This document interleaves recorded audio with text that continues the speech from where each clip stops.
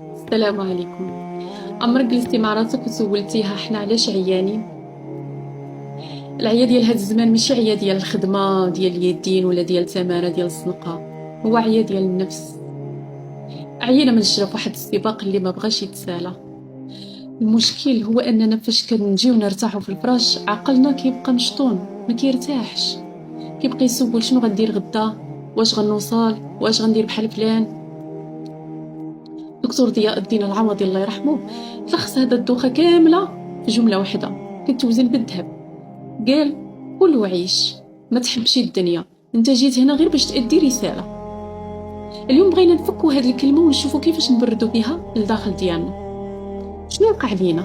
ولينا عايشين في واحد الفخ كيتسمى السعاده المشروطه. السيستم ديال هاد الزمن كيقنعك باللي لا ما عندكش هاد الطوموبيل ولا ما ساكنش في هاد البلاصه ولا ما شريتيش هاد الماركه راه صافي راه ناقصك شي حاجه ولا راه ما عندكش قيمه. فبقينا تابعين هاد السراب، كل ما كنوصلوا للحاجه اللي بغينا كيبان لنا سراب اخر بعيد وكنزيدوا نجري. نسينا واحد الحقيقه كتقول الرزق مكفول ولكن السعي هو اللي مطلوب. وهنا عجبتني واحد المقولة ديال الحسن البصري كتحل هاد العقدة من الجذر. قال علمت أن رزقي لا يأكله غيري فاطمأن قلبي، وعلمت أن عملي لا يقوم به غيري فاشتغلت به وحده. شوفوا الراحة النفسية فين كاينة. الرزق ديالي غيجيني، الشغل ديالي الحقيقي هو شنو كنقدم أنا. الدكتور ضياء الدين العوضي الله يرحمه فاش قال ما تحبش الدنيا ما قصدش نتبايعوا مع الفقر ونقعدوا في بيوتنا.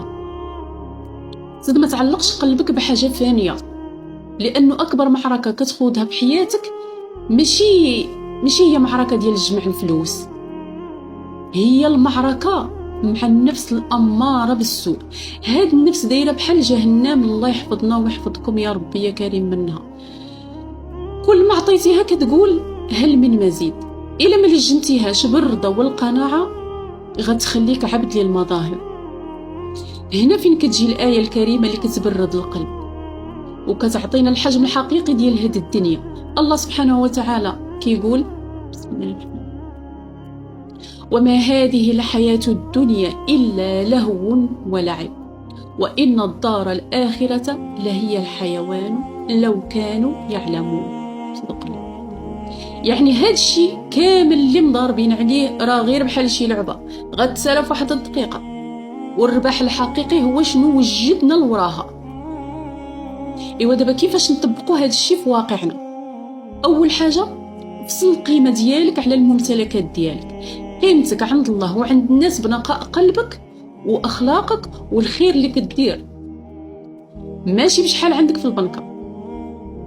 وثاني حاجه عيش اللحظه، كل لقمه حلال، ضحك مع ولادك، شرب كاس ديال اتاي، استمتع بالبساطه، ما تخليش التخمام في غدا يسرق منك المتعه ديال اليوم.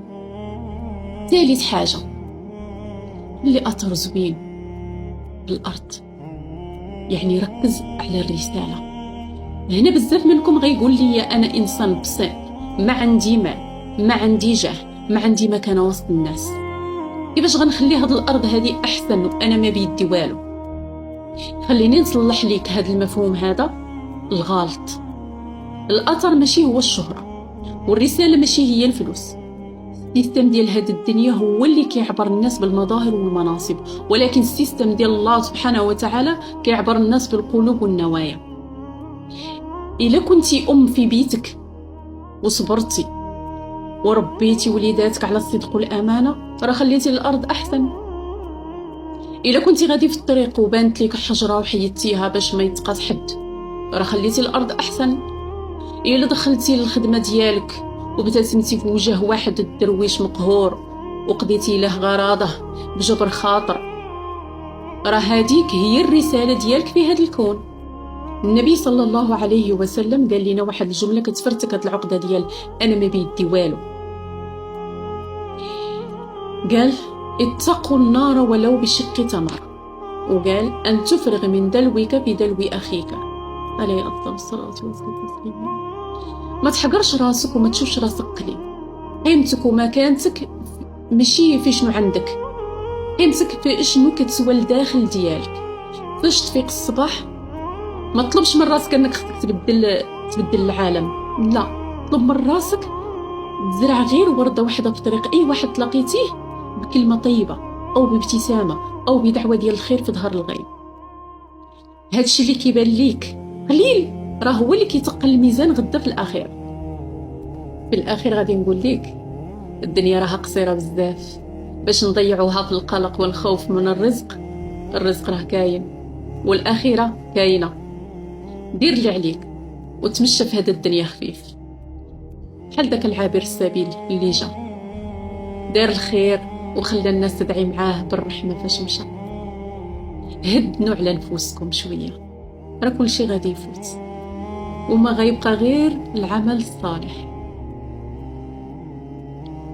شكرا لكم بزاف وتهلاو في رزقكم، خليتكم الراحة.